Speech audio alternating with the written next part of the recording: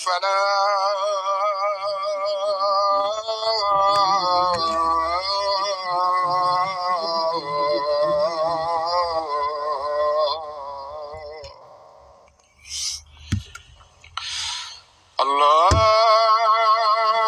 اکبر اللہ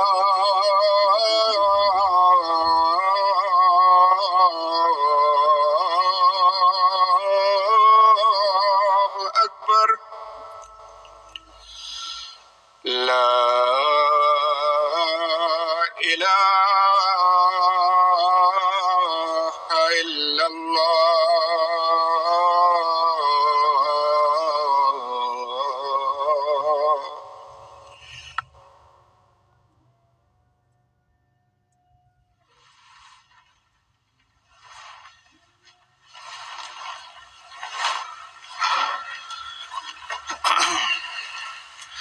السلام علیکم ورحمۃ اللہ.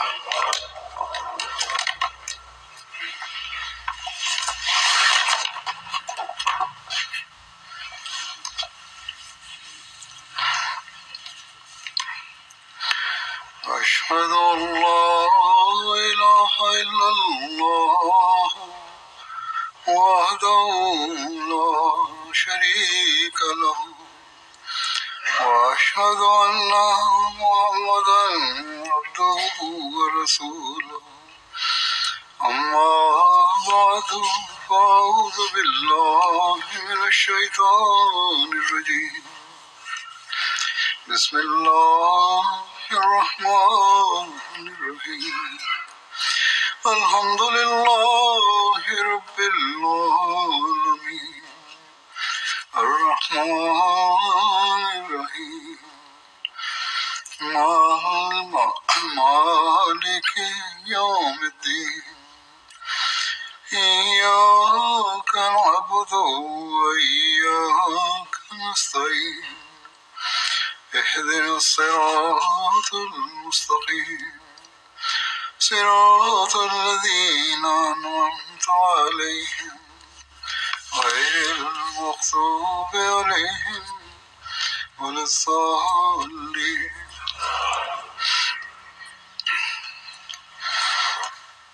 حضرت صلی اللہ علیہ وسلم کو قتل کرنے کی جو بنو نذیر جو یہودیوں کا ایک قبیلہ تھا، ان کی سازش تھی، اس کا ذکر ہو رہا تھا. گزشتہ خطبے میں میں نے بتایا تھا کہ اس کی تفصیل بیان کروں گا کہ کس طرح اللہ تعالیٰ نے ان کے منصوبے کو ناکام کیا جو حضرت صلی اللہ علیہ وسلم کے قتل کرنے بنایا تھا. اس بارے میں لکھا ہے کہ وحی کے ذریعے حضرت صلی اللہ علیہ وسلم کو سازش کا علم ہوا، اور اس کی تفصیل یوں بیان ہوئی ہے کہ عمر بن جہاش جب اوپر پہنچ گیا چھت کے اوپر تاکہ حضرت صلی اللہ علیہ وسلم پر پتھر پھینکے، تو حضرت صلی اللہ علیہ وسلم کو یہودیوں کی سازش کی بذریعہ وحی خبر ہو گئی. آپ صلی اللہ علیہ وسلم جلدی سے اپنی جگہ سے اٹھے اور اپنے ساتھیوں کو وہیں بیٹھا چھوڑ کر اس طرح روانہ ہو گئے جیسے آپ صلی اللہ علیہ وسلم کو کوئی کام ہے. اور آپ تیزی سے واپس مدینہ تشریف لے گئے. آپ کے صحابہ یہی سمجھے کہ آپ صلی اللہ علیہ وسلم کسی حاجت کے لیے تشریف لے گئے ہیں، لیکن جب کچھ دیر ہو گئی تو صحابہ کو آپ کی فکر ہوئی اور وہ آپ کی تلاش میں اٹھے. راستے میں ان کو مدینے سے آتا ہوا ایک شخص ملا. صحابہ نے اسے حضرت صلی اللہ علیہ وسلم کے بارے میں پوچھا تو اس نے کہا کہ میں نے آپ کو مدینہ میں داخل ہوتے دیکھا تھا. صحابہ فوراً مدینہ آپ کے پاس پہنچے. تب آپ صلی اللہ علیہ وسلم نے صحابہ کو بتایا کہ بنو نذیر نے کیا سازش کی تھی. دوسری طرف ابھی یہود آپس میں مشورہ کر رہے تھے کہ ایک یہودی مدینہ سے آیا جب اس نے اپنے ساتھیوں کو نبی صلی اللہ علیہ وسلم کے متعلق وہاں مشاورت کرتے سنا تو اس نے کہا تم کیا کرنا چاہتے ہو؟ انہوں نے کہا کہ ہم چاہتے ہیں کہ ہم محمد صلی اللہ علیہ وسلم کو قتل کر دیں اور آپ کے صحابہ کو گرفتار کر لیں۔ اس نے پوچھا کہ محمد صلی اللہ علیہ وسلم کہاں ہیں؟ انہوں نے کہا یہ محمد صلی اللہ علیہ وسلم ہے جو قریب ہی دوسری جگہ بیٹھے ہوئے ہیں۔ ان کے ساتھی نے انہیں کہا کہ میں نے تو آپ کو دیکھا وہ مدینہ میں داخل ہو رہے تھے۔ اس پر وہ حیران رہ گئے۔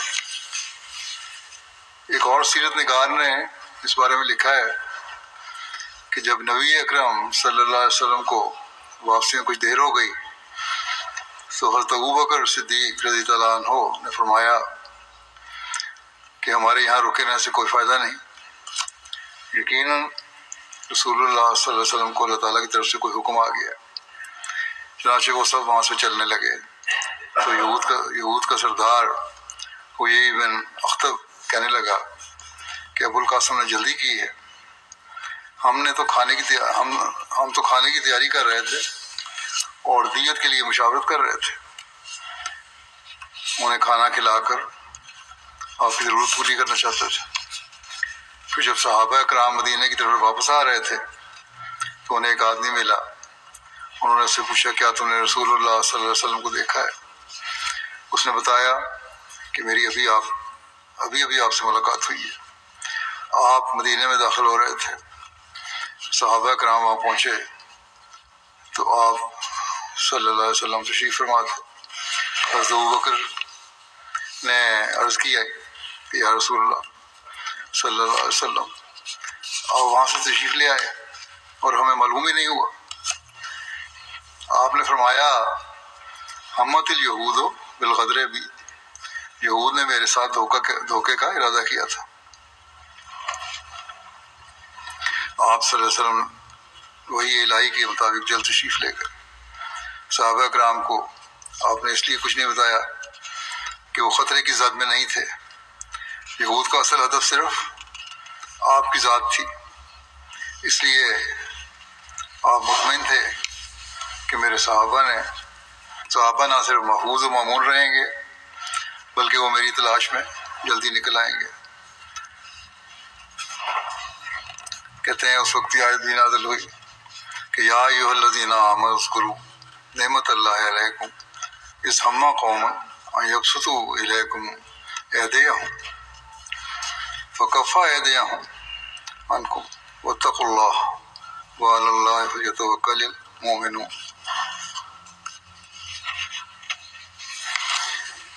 اے وہ لوگو جو ایمان لائے ہو، اپنے اوپر اللہ کی نعمت کو یاد کرو۔ جب ایک قوم نے پختہ ارادہ کر لیا تھا کہ وہ تمہاری طرف اپنے شر کے ہاتھ لمبے کریں گے، مگر اس نے تم سے ان کے ہاتھوں کو روک لیا، اور اللہ سے ڈرو اور چاہیے کہ اللہ ہی پر مومن توکل کریں۔ حضرت بشیر احمد صاحب نے اس بارے میں لکھا ہے کہ انہوں نے یعنی یہود نے بظاہر آپ صلی اللہ علیہ وسلم کی تشریف لانے پر خوشی کا اظہار کیا اور کہا کہ آپ تشریف رکھیں، ہم ابھی اپنے حصے کا روپیہ ادا کر دیتے ہیں۔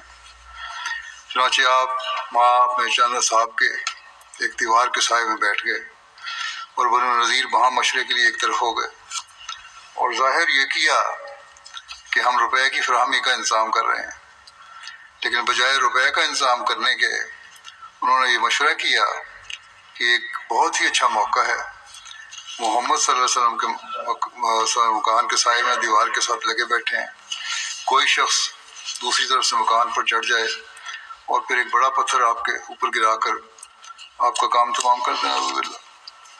یہود میں سے ایک شخص سلام بن مشکم نے اس تجویز کی مخالفت کی اور کہا کہ یہ غداری کا فعل ہے اور اس عہد کے خلاف ہے جو ہم لوگ محمد صلی اللہ علیہ وسلم کے ساتھ کر چکے ہیں، مگر ان لوگوں نے نہ مانا اور بالآخر عمر بن جہاش نامی ایک یہودی ایک بہت بھاری پتھر لے کر مکان کے اوپر چڑھ گیا اور قریب تھا کہ وہ اس پتھر کو اوپر سے لٹکا دیتا، مگر روایت آتی ہے کہ حضرت صلی اللہ علیہ وسلم کو خدا تعالیٰ نے یہود کے اس بد ارادے سے بدریہ وہی اطلاع دے دی اور آپ جلدی سے وہاں سے اٹھائے، اور ایسی جلدی میں اٹھے کہ آپ کے اصحاب نے بھی اور یہود نے بھی یہ سمجھا کہ شاید آپ کسی حاجت کے خیال سے اٹھ گئے ہیں۔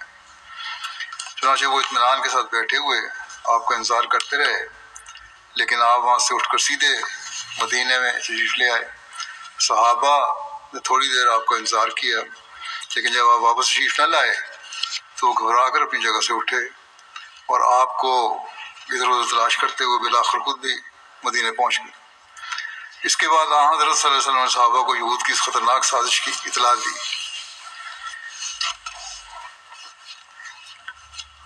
رسول اللہ صلی اللہ علیہ وسلم کے جانے کے بعد کی تفصیل میں یہودیوں کے رویے کے بارے میں لکھا ہے کہ یہود اپنے کیے پر بہت شرمندہ تھے۔ ایک یہودی کنانہ بن سویرہ یا سوریہ نے کہا، کیا تم لوگ جانتے ہو کہ محمد صلی اللہ علیہ وسلم یہاں سے کیوں اٹھ کر چلے گئے ہیں؟ انہوں نے کہا، اللہ کی قسم ہمیں تو معلوم نہیں، تمہیں کچھ پتہ ہے تو بتا دو۔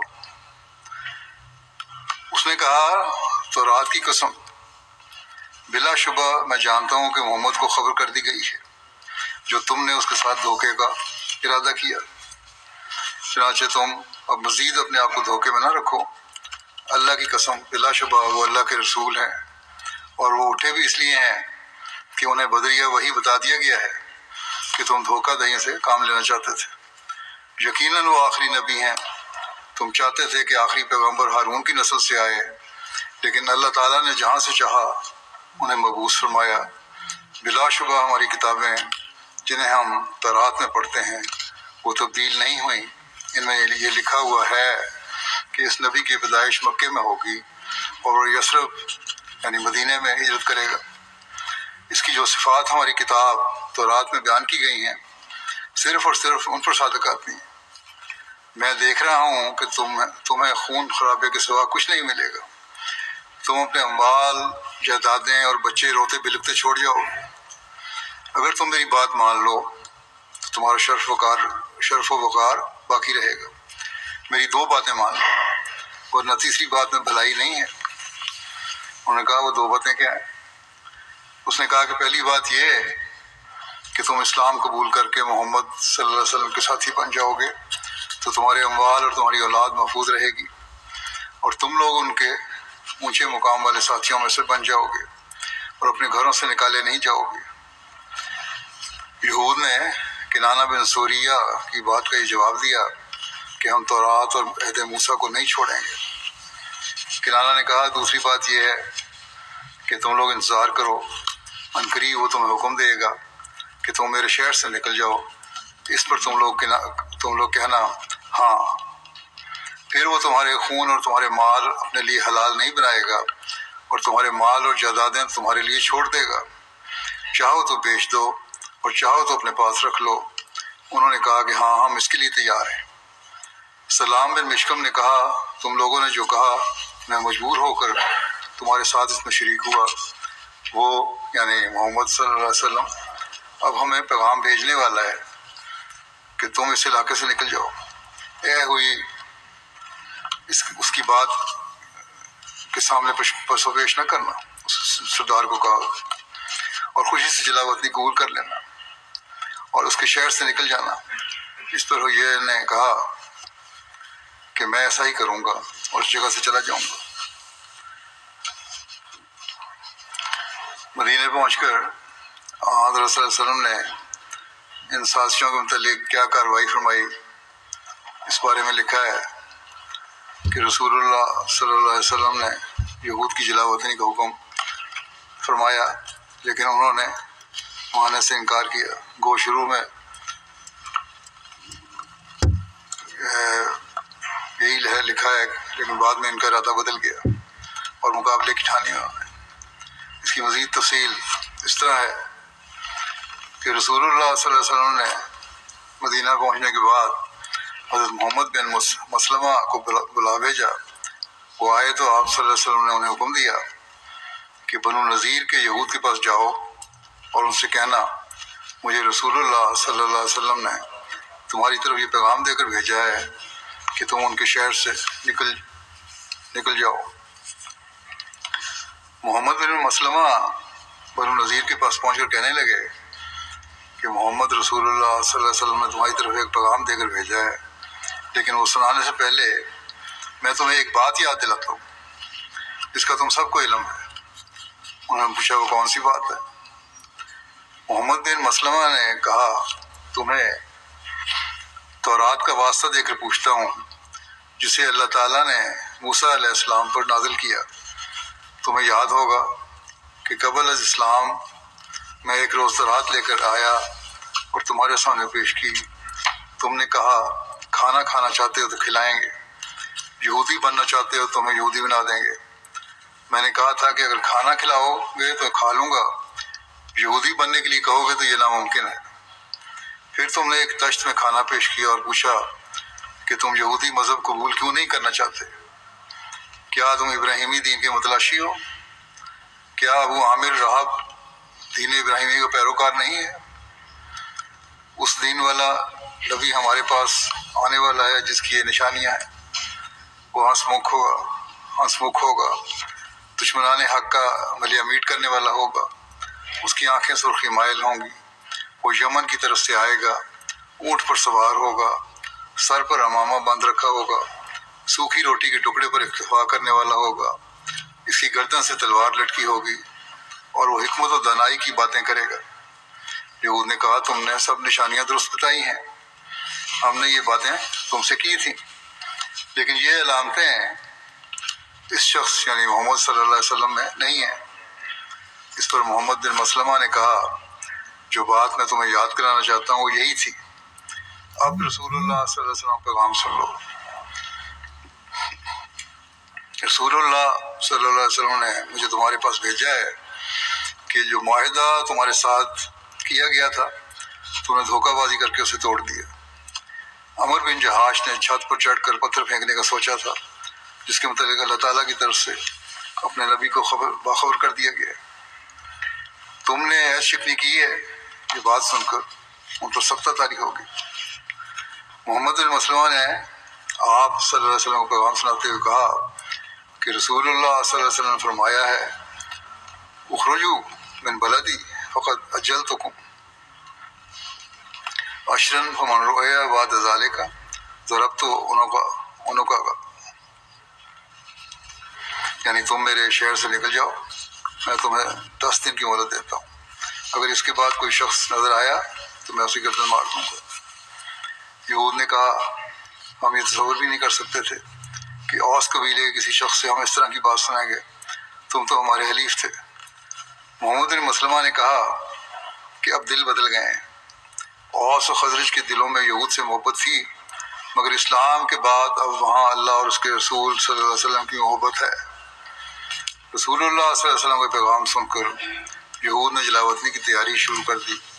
بنو نذیر کو چند ایام کی مہلت دے دی گئی تو وہ جلاوطن ہونے کی تیاریاں کرنے لگے۔ ان کی سواریاں ذی جدر مقام پر چراگاہ میں موجود تھیں۔ ذی جدر کوا کے نواح میں مدینہ سے 6 یا 8 میل کے فاصلے پر ایک چراگاہ تھی۔ یہ انہیں واپس لانے لگے۔ انہوں نے قبیلہ اشجع سے کچھ اونٹ بطور قرض لینے کا مطالبہ بھی کیا۔ یہود وہاں سے نکلنے کی تیاری میں تھے کہ اس دوران رئیس المنافقین عبداللہ بن ابی بن سلول نے ایک چال چلی اور اس کی چال کی وجہ سے ان کے ارادے بدل گئے۔ اس کی تفصیل میں تاریخ میں لکھا ہے کہ یہود اپنی تیاری میں مصروف تھے کہ ان کے پاس عبداللہ بن ابی کا پیغام آیا۔ سوید اور داعش یہ پیغام لے کر آئے کہ عبداللہ بن ابی کہہ رہا ہے کہ اپنے گھروں سے نہ نکلو، اپنے اموال نہ چھوڑو، اپنے قلعوں میں ٹھہرے رہو۔ میرے پاس اپنی قوم اور دیگر اہل عرب کے 2000 جوان موجود ہیں، وہ تمہارے ساتھ تمہارے قلعوں میں داخل ہو جائیں گے۔ ان کا آخری شخص مر جائے گا لیکن مسلمانوں کو تم تک نہ پہنچنے دیں گے۔ بنو قریظہ بھی تمہاری مدد کریں گے، تمہیں رسوا نہیں کریں گے۔ بنو غطفان میں سے تمہارے حلیف بھی تمہاری مدد کریں گے، اور اگر تم یہاں سے نکلنے پر مجبور ہو گئے تو ہم بھی تمہارے ساتھ ہی یہاں سے چلے جائیں گے۔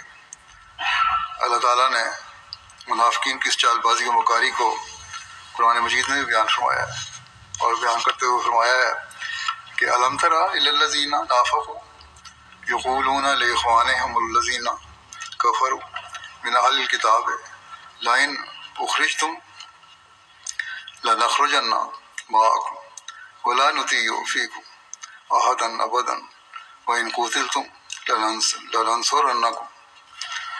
کیا تم نے ان کی طرف نظر نہیں دوڑائی جنہوں نے نفاق کیا؟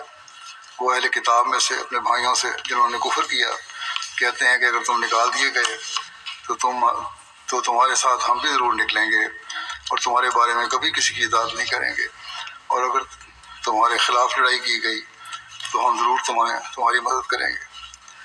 عبداللہ بن ابی نے بنو قریظہ کے کعب بن اسد قرظی کی طرف پیغام بھیجا کہ اپنے ساتھیوں کی مدد کرے۔ اس نے کہا ہم میں سے ایک شخص بھی یہ معاہدہ توڑنے پر راضی نہیں، اس نے انکار کر دیا۔ عبداللہ بن ابی بنو قریظہ سے مایوس ہو گیا، وہ رسول اللہ صلی اللہ علیہ وسلم اور بنو نذیر کے درمیان معاملات میں شدت پیدا کرنا چاہتا تھا۔ وہ لگاتار ہوئی کی طرف پیغام بھیجتا رہا۔ ہوئی نے کہا کہ میں محمد صلی اللہ علیہ وسلم کی طرف یہ پیغام بھیج رہا ہوں کہ ہم اپنے گھروں سے نہیں نکلیں گے، ہم اپنے اموال نہیں چھوڑیں گے، وہ جو چاہے کر لیں۔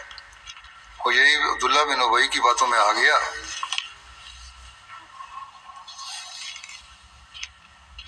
ہوئی عبداللہ بن ابی کی باتوں میں آ گیا۔ سلام بن مشکم نے ہوئی سے کہا کہ ہوئی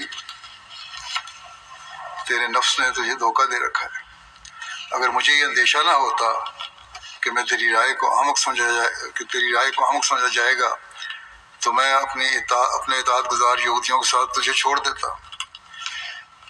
ہوئی اس طرح نہ کر، اسے کہا بخدا تو بھی جانتا ہے اور تیرے ساتھ ہم بھی جانتے ہیں کہ وہ اللہ تعالیٰ کے سچے رسول ہیں، ان کے اوصاف ہمارے ہاں موجود ہیں، اگر ہم ان کی اتباع نہ کریں تو اس کی وجہ یہ ہے کہ ہم ان سے حسد کرتے ہیں، کیونکہ نبوت بنو ہارون سے نکل چکی ہے۔ آؤ ہم ان کی عطا کردہ امن کو قبول کر لیں، ہم ان کے شہر سے نکل جائیں۔ تو بھی جانتا ہے کہ تو نے ان کے ساتھ دھوکہ کرنے میں میری مخالفت کی ہے۔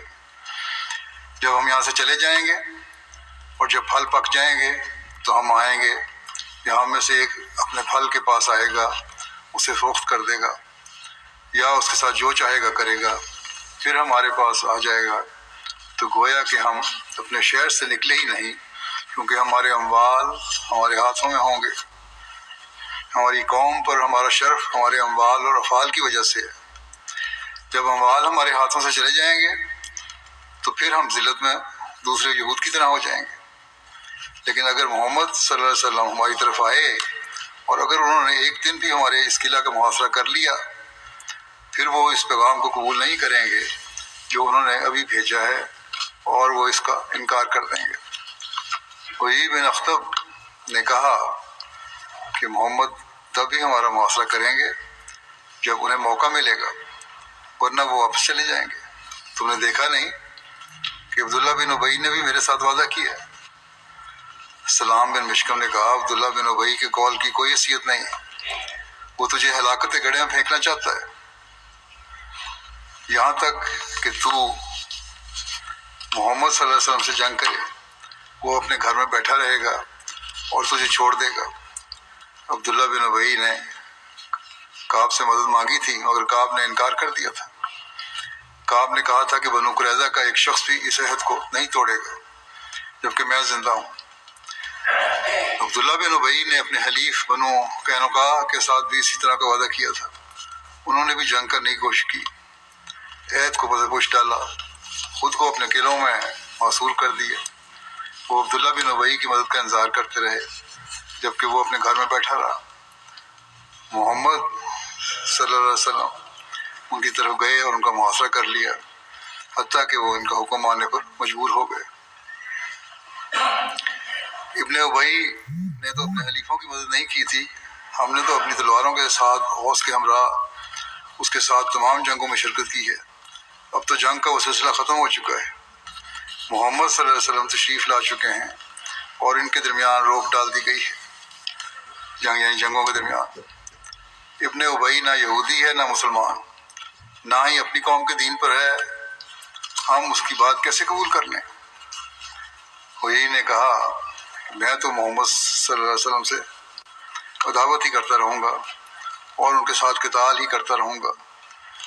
سلام نے کہا پھر تو ہم اپنی سرزمین سے جلا وطن ہو جائیں گے، ہمارے اموال اور ہمارا شرف ختم ہو جائے گا، ہمارے بچے قیدی بن جائیں گے اور ہمارے جنگجو قتل کر دیے جائیں گے۔ مگر ہوئی نے انکار کر دیا سوائے اس کے کہ وہ رسول اللہ صلی اللہ علیہ وسلم کے ساتھ جنگ کرے گا۔ ساروق بن ابی حقیق جو یہود کی قوم کا ایک بڑا شخص تھا اور کم عقل مشہور تھا، اس نے بھی کہا کہ اے ہوئی تو منحوس آدمی ہے، تو بنو نذیر کو ہلاک کر دے گا۔ ہوئی غضبناک ہو گیا، اس نے کہا بنو نذیر کا ہر آدمی بات کر رہا ہے، حتیٰ کہ یہ پاگل اور بیوقوف آدمی بھی مجھے ملامت کر رہا ہے۔ ساروق کو اس کے بھائیوں نے مارا اور ہوئی سے کہا ہم تمہارے حکم کے تابع ہیں، ہم ہرگز تمہاری مخالفت نہیں کریں گے۔ پھر ہوئی نے اپنے بھائی جدئی بن اخطب کو ایلچی بنا کر بھیجا کہ جاؤ مسلمانوں کے قائد کو بتا دو کہ ہم یہاں سے نہیں جائیں گے، جو کر سکتے ہو کر لو۔ جدئی نے مدینہ پہنچ کر ہوئی کا پیغام سنایا۔ نبی صلی اللہ علیہ وسلم صحابہ کرام کے ساتھ تشریف فرما تھے۔ آپ صلی اللہ علیہ وسلم نے اس کی بات سنی تو بلند آواز میں اللہ اکبر کہا اور مسلمانوں نے بھی نعرہ تکبیر بلند کر دیا۔ آپ صلی اللہ علیہ وسلم فرمایا حاربت الیہود، یہود نے اعلان جنگ کر دیا ہے۔ نبی صلی اللہ علیہ وسلم نے بنو نذیر کی ان کارروائیوں اور اعلانیہ جنگ کے جواب میں بنو نذیر پر چڑھائی کرنے کا اعلان کیا تو صحابہ اسی وقت تیاریوں میں مصروف ہو گئے۔ یہود کا یہی قاصد جدئی بن اخطب فوراً عبداللہ بن ابی کے گھر پہنچا اور اسے رسول اللہ صلی اللہ علیہ وسلم کے ساتھ ہونے والی گفتگو اور احوال کے متعلق بتایا۔ یہ گھر میں اپنے دوست احباب سے خوش گپیوں میں مگن تھا۔ اس نے کہا جاؤ میں اپنے حلیفوں کو پیغام بھیجتا ہوں، وہ تمہارے ساتھ قلعوں میں داخل ہو جائیں گے۔ اس ایلچی نے دیکھا کہ ابن ابی کے بیٹے حضرت عبداللہ زرہ پہنے اور تلوار تھامے اسلامی لشکر میں شمولیت کے لیے دوڑے جا رہے ہیں۔ اس پر جدئی تعاون سے ناامید ہو گیا۔ یہ فوراً ہوئی کے پاس آیا اور اسے تمام رودات بیان کی اس نے بیان کی کہ محمد صلی اللہ علیہ وسلم نے تمہاری بات سن کر کہا کہ یہود نے اعلان جنگ کر دیا، پھر نعرہ تکبیر بلند کرتے ہوئے تیاری کا اعلان کر دیا۔ اسے پھر بھی اعتبار نہ آیا، کہنے لگا یہ تو ان کی جنگی چال تھی۔ وہی نے پوچھا کہ عبداللہ بن ابی نے کیا کہا، تو اس نے ابن ابی کے ساتھ بات چیت کے بارے میں بتایا کہ وہ کہتا ہے کہ میں اپنے حلیفوں کو پیغام بھیج دیتا ہوں، وہ تمہارے ساتھ قلعوں میں پہنچ جاتے ہیں۔ جدئی نے کہا بھائی میں تو اس کی مدد سے نا امید ہوں۔ ادھر رسول اللہ صلی اللہ علیہ وسلم نے قلعوں کا محاصرہ کرنے کے لیے صحابہ کو حکم صادر فرمایا۔ حضرت شیرین صاحب نے اس بارے میں لکھا ہے کہ قبیلہ اوس کے ایک رئیس محمد بن مسلمہ کو بلا کر فرمایا کہ تم بنو نذیر کے پاس جاؤ اور ان کے ساتھ اس معاملے کے متعلق بات چیت کرو اور ان سے کہو کہ چونکہ وہ اپنی شرارتوں میں بہت بڑھ گئے ہیں اور ان کی غداری انتہا کو پہنچ گئی ہے، اس لیے اب ان کا مدینہ میں رہنا ٹھیک نہیں، بہتر ہے کہ مدینہ کو چھوڑ کر کہیں اور جا کر آباد ہو جائیں۔ اور آپ نے ان کے لیے 10 دن کا میعاد مقرر فرمائی، 10 دن کی میعاد مقرر فرمائی۔ محمد بن مسلمہ جب ان کے پاس گئے تو وہ سامنے سے بڑے تمرد سے، بڑے تکبر سے پیش آئے اور کہا کہ محمد صلی اللہ علیہ وسلم سے کہہ دو کہ ہم مدینہ سے نکلنے کے لیے تیار نہیں ہیں، تم نے جو کرنا ہے کر لو۔ جب ان کو یہ جواب حضرت صلی اللہ علیہ وسلم کو پہنچا تو آپ نے بے ساختہ فرمایا اللہ اکبر، یہود تو جنگ کے لیے تیار بیٹھے ہیں۔ اس کے بعد آپ نے مسلمانوں کو تیاری کا حکم دیا اور صحابہ کی ایک جمعیت کو ساتھ لے کر بنو نذیر کے خلاف میدان میں نکل آئے۔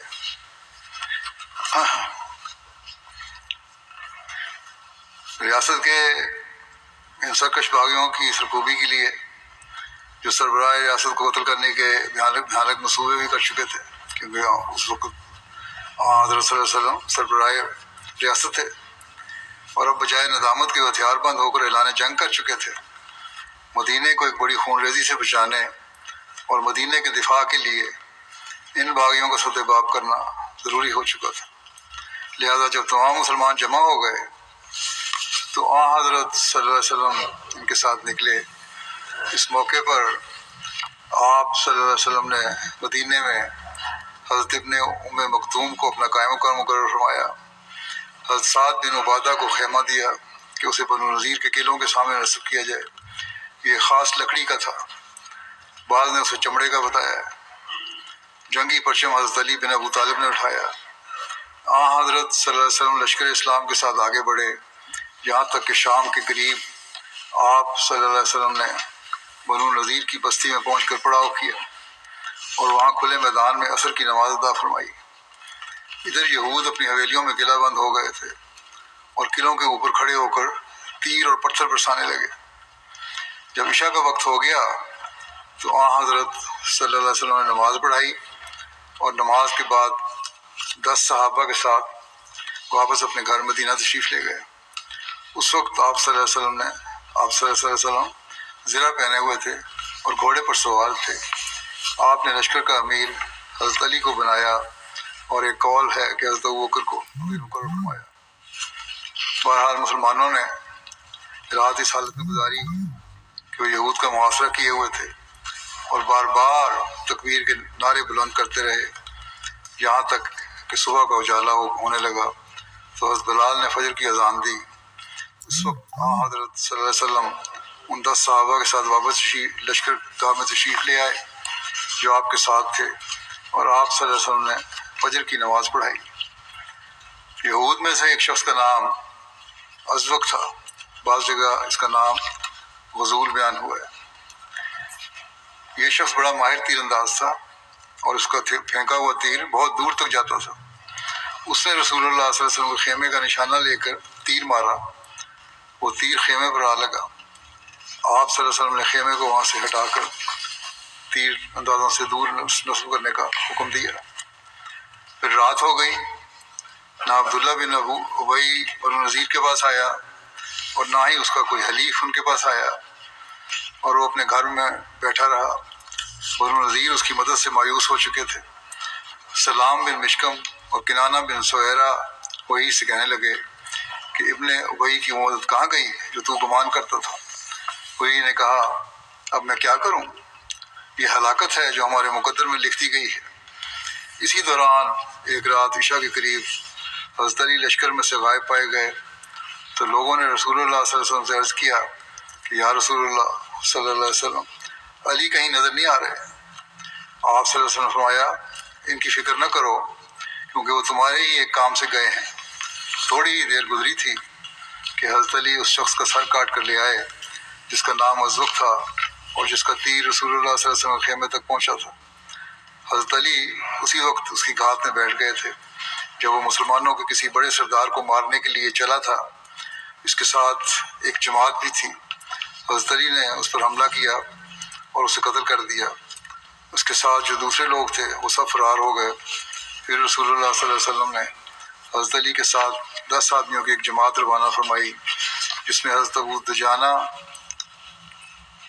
اور حضرت سہل بن حنیف بھی تھے، اور حضرت علی کو ان لوگوں نے اس جماعت کو جا پکڑا جو ازوق کے ساتھی تھے اور حضرت علی کو دیکھ کر بھاگ گئی تھی۔ صحابہ کی جماعت نے ان سب کو قتل کر دیا۔ بعض علماء نے لکھا ہے کہ اس جماعت میں 10 آدمی تھے، صحابہ ان کو قتل کر کے ان کے سر لے کر آئے جنہیں بعد میں مختلف کنوؤں میں ڈال دیا گیا۔ ایک قول کے مطابق رسول اللہ صلی اللہ علیہ وسلم نے ان کے سروں کو بنو ختمہ کے کنوؤں میں پھینکنے کا حکم دیا تھا۔ باقی تفصیل انشاءاللہ آئندہ بیان کروں گا۔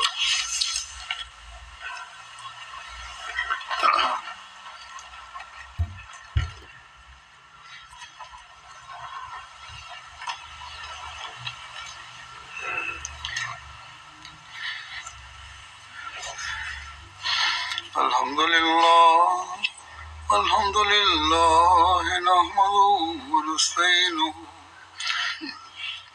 ونستغفره ونؤمن به ونتوكل عليه ونعوذ بالله من شرور أنفسنا ومن سيئات أعمالنا من يهده الله فلا مضل له ومن يضلل فلا هادي له ونشهد أن لا إله إلا الله ونشهد أن محمدا عبده ورسوله عباد الله رحمكم الله إن الله يأمر بالعدل والإحسان وإيتاء ذي القربى وينهى عن الفحشاء والمنكر والبغي يعظكم لعلكم تذكرون اذكروا الله يذكركم وادعوه يستجب لكم ولذكر اللہ اکبر. یہ بتایا کسی نے کہ صفوں میں جب کھڑے ہوتے ہیں آپ تو کندھے سے کندھا نہیں ملایا ہوتا. اب وہ دور گزر گیا جو تھا کووڈ کا. صف بناتے ہوئے کندھے سے کندھا ملا کے کھڑا ہونا چاہیے.